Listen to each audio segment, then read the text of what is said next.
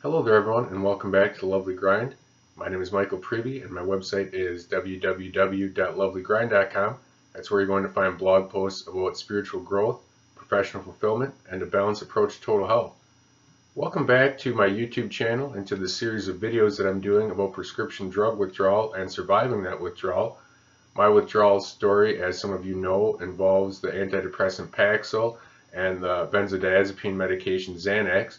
Those are medications I was prescribed in college for panic attacks and social anxiety, and I took them for nearly a decade and a half before making the decision to get off of them near my mid-30s. And when I did, I was hit by a severe withdrawal that brought me strange physical and mental symptoms, a lot of emotional turmoil.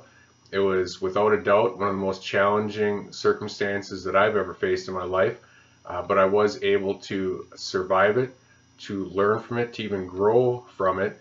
And when I found some light at the end of that tunnel called withdrawal and healing, I vowed that I would share some of that light with everyone else who is still going through it. So that's what I'm doing with these videos. And the topic of today's video is a pretty common worry in withdrawal, something that I experienced at times, something that I'm sure each of you out there struggles with at one point or another. And that's the worry that your pain is being wasted, the thought that why am I doing any of this? What does any of this mean? Why am I even putting myself through this? You know, we have to constantly remind ourselves during this withdrawal and healing journey that there is a very specific purpose to all this. There's a very specific goal that you're walking toward each day. And that goal is better health and a life that doesn't revolve around these side effect and refill and withdrawal concerns. You're on a very well-defined, well thought out path right now towards something better, towards a better future for yourself. But we tend to lose sight of that when the symptoms hit us. And that's when the danger comes in. That's when we start to really lose our fight, to really lose our motivation to keep going. So we have to constantly remind ourselves that each 24-hour period is an accomplishment in and of itself. It's a step. It's a step closer towards that ultimate goal, which is better health and a better future. Now, I know that the process can get especially confusing as a taper draws on. The taper process can be especially challenging. The whole withdrawal and healing process is challenging, but a taper can be especially challenging because it just seems to drag on so long, especially for those of you out there who are following a very gradual, conservative, thoughtful approach to tapering, which is the correct approach. You know, the whole point of a drawn out taper is to give ourselves a little more of the pain now and a lot less of the pain in the future. Unfortunately, there's still some pain there, but again, we have to remind ourselves that none of that pain is wasted. Every little ounce of pain that you're experiencing right now is like a deposit you're putting in the bank toward a better future. And sometime in the not too distant future, you're going to be able to withdraw all that, and you're going to be able to realize that better health that you've envisioned for so long. It just takes a while. We have to be patient with this process. God and time will do a lot of the healing for us, but we also have to make some positive lifestyle changes and pursue a positive mindset throughout this in order to create that healing environment that moves us along that timeline toward our better future.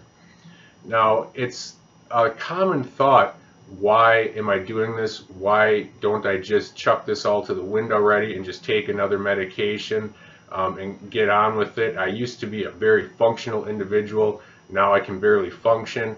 You know, and the thing that we have to remind ourselves is we want to be much more than just a quote-unquote functioning individual. We're not robots. We want to experience joy. We want to be able to experience the full range of emotions that human beings were created with. A lot of these drugs numb us and really compress our range of emotions until we don't feel much of anything at all. And I know once you start going through the taper process and then through withdrawal, our emotions all over the board. Sometimes we feel as if we're not able to experience any emotion. At other times we can't shut the emotions off. It's just constant depression and crying or constant anxiety. At other times we feel as if we can't relate to other people, or that we can't really relate to ourselves or feel at home in our own bodies. But gradually we feel our sense of humanity returning to us. we feel our full range of emotions returning to us. That's something that can even be a bit scary at first, and we can feel a bit of anger and depression and heightened anxiety as these things begin to return to a normal state, a normal human state.